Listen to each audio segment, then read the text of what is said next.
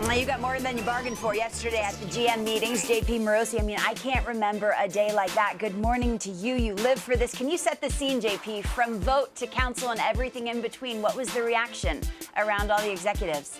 Lauren, good morning. It was quite a day, and I would say this, the first time certainly in my career that we've seen 10% of all major league teams find a new manager in the span of 90 minutes.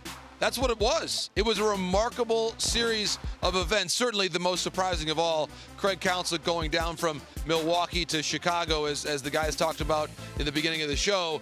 That was startling. I don't think anybody expected that was going to be the case as of Sunday or even early Monday morning until the reports emerged that Counsell was moving to a division rival. I'm sure we'll hear more from Craig when he's introduced at Wrigley Field next week, but you do see some of the contours of why he made that decision. He wanted to remain close to home in Milwaukee. He wanted to have a chance to chase a World Series title with a team that's got the payroll to do it. And very importantly, Lauren, I think he wanted to reestablish where the marketplace is for managerial salaries across the sport.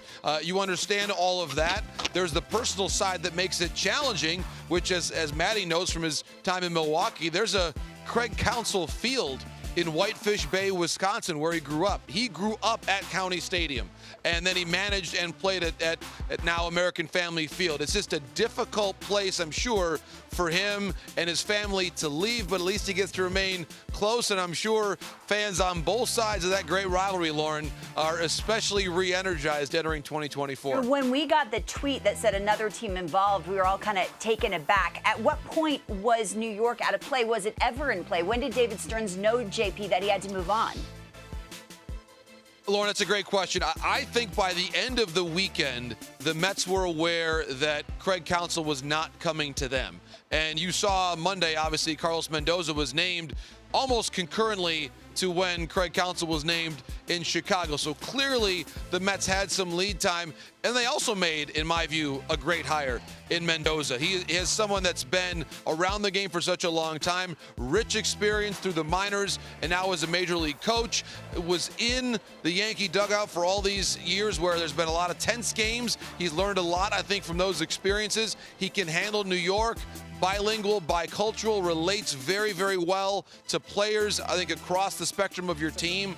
It's a very strong hire, I believe, for David Stearns. And I also think, Lauren, that by hiring someone who was a first-time manager, it does convey a certain message to the fan base that the Mets are growing into this next generation. Yes, there are still expectations on winning ball games in New York in 2024, but if you were to bring in Craig Counsell, if you were to bring in someone that is an immediate win-now manager, a veteran that you're paying at the top of the scale to, it maybe communicates a bit more about your seriousness of winning the World Series, let's say, in 2024. This, I believe, is more of a broader, gradual buildup for the Mets to get back to contention in the postseason in the years ahead. Yeah, it went back to that timeline when Justin Verlander and Scherzer walked out the door and they said, you know, maybe we're ready to win in a couple years' time.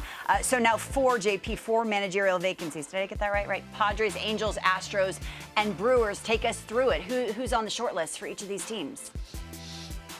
Lauren, how about this? We're not even halfway done. We had 3 hirings yesterday, 4 more to go. We're just halfway through a 7-game series, if you will, on the managerial front.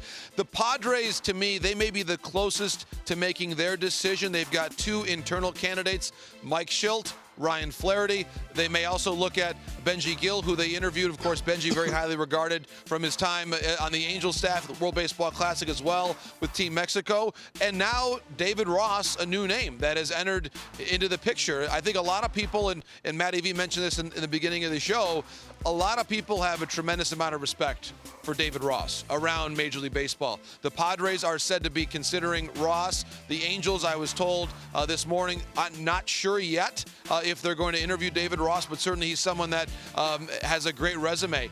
We do believe Buck Showalter and the Angels are a pairing that we've talked about a lot, and I still believe Buck is among the leading candidates. Gary DiSarcina, former Angels infielder, longtime Major League coach, he is in the mix there with the Angels. And when you talk about the new opening with Milwaukee, I would mention one name, Ray Montgomery. Has been part of that organization before. He's been on the staff of the Los Angeles Angels. I also think Montgomery could be a fit in Houston. He's got some long-standing connections there to Jeff Bagwell. Joe Espada is still in the mix there with the Astros. I know a lot of names, Lauren, but there is a lot still to go on this managerial carousel. Well, the Diamondbacks won't need a new skipper. That is for certain. Torey Lovullo reportedly extended through 2026. I covered that series, that Diamondbacks division series, and I saw up close and personal the relationship between him and Mike Hazen. It is one of respect and loyalty, JP, and passion for the game. Tell me about this decision.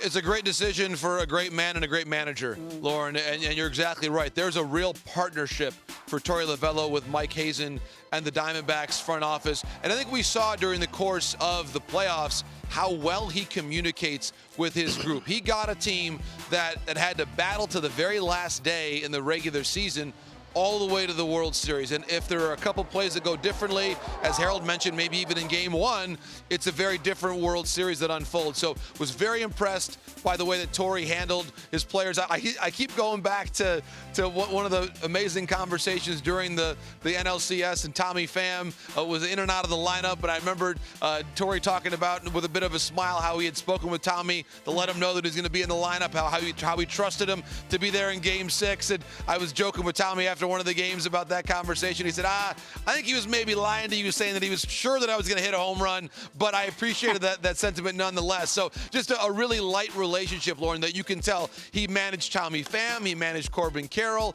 Gabriel Moreno, all the great success he had as a rookie catcher. Just very, very impressed by the way that Torey handled this ball club this year. Very well deserved. Yeah, I remember him taking the ball out of the hand of Merrill Kelly, and Merrill's like, are you kidding me? Are you taking this ball right now if it was anyone else? But he has the respect of every person in that